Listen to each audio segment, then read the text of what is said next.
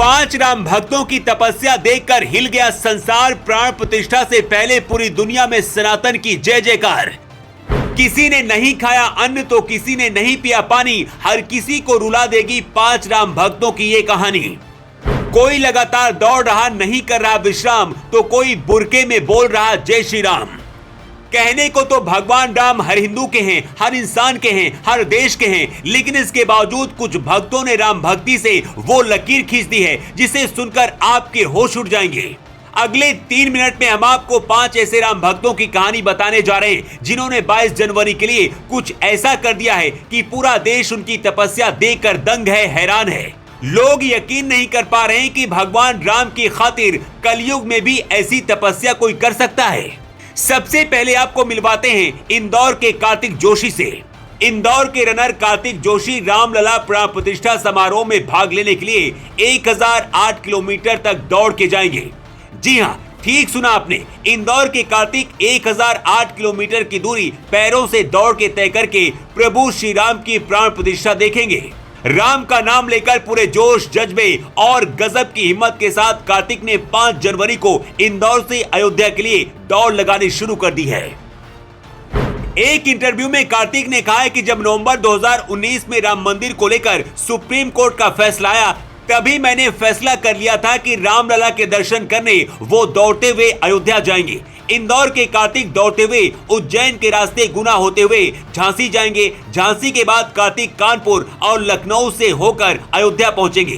कार्तिक ने यह भी कहा कि भगवान राम का 14 सालों का वनवास था, इसीलिए वो इस दौड़ को 14 दिनों में पूरा करेंगे।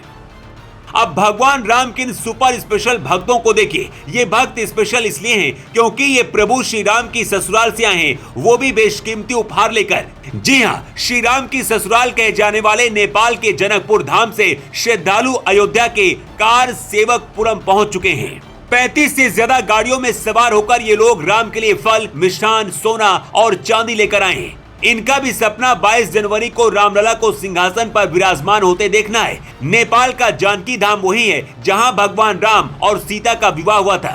यहीं के स्वयंवर में राम ने वो धनुष तोड़ा था। त्रेता युग में यहाँ राजा जनक का राज था और इसी राज्य में सीता माता अवतरित हुई थी। यही वजह की नेपाल से आए इन राम भक्तों से चंपत राय ने भी मुलाकात की।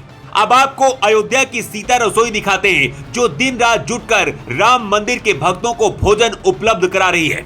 सीता की रसोई संभालने वाले शख्स का कहना है कि 22 जनवरी को 40 भोजनालय चलाएंगे और पूरे अयोध्या में चाय के मुफ्त स्टॉल लगाएंगे। अब मुंबई की शबनम से मिलिए। 21 साल की राम भक्त शबनम शेख मुंबई से अयोध्या तक पैदल जा रही हैं। ताज्जुब की बात यह है कि उनके और उनके दोस्तों साथियों के हाथों में भगवा ध्वज है जिस पर जय श्री राम लिखा हुआ है। 12वीं पास कर चुकी शबनम फर्स्ट ईयर की स्टूडेंट हैं, लेकिन उनकी राम भक्ति ने उन्हें पूरे भारत में वायरल कर दिया है।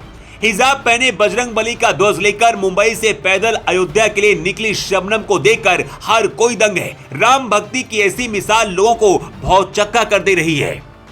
शबनम कहती है कि मुझे बहुत खुशी हो रही है कि मैं अयोध्या जाकर रामलला के दर्शन करूंगी और उस भव्य मंदिर को देखूंगी जिसे देखने की मेरी तमन्ना है। भगवान राम सिर्फ हिंदुओं के नहीं है, वो हम सबके हैं। अब आपको राम भक्ति की ऐसी मिसाल से मिलवाते हैं जिनकी बराबरी कोई नहीं कर सकता है। अयोध्या में बन रहे भव्य राम मंदिर ने बदायूं की मिथिलेश को भी वायरल कर दिया है। मिथिलेश ने प्रतिज्ञा की थी कि जब तक राम मंदिर पर विवादित ढांचा रहेगा तब तक वो बच्चों का विवाह नहीं करेंगी। मिथिलेश के घर वालों ने भी मंदिर के लिए लड़ाई लड़ी, कार सेवा की थी। जब ढांचा ढह गया तब जाकर उन्होंने अपने बच्चों का विवाह किया। उसके बाद एक और बड़ी तपस्या की। जब मामला अदालत में गया तो मिथिलेश ने संकल्प लिया कि अगर सुप्रीम कोर्ट से मंदिर के हक में फैसला आता है तो 365 दिन तक वो अन्न त्याग कर अखंड ज्योति जलाएंगी। कोर्ट के फैसले के बाद 1 साल तक मिथिलेश अखंड ज्योति जलाती रही। Bureau report.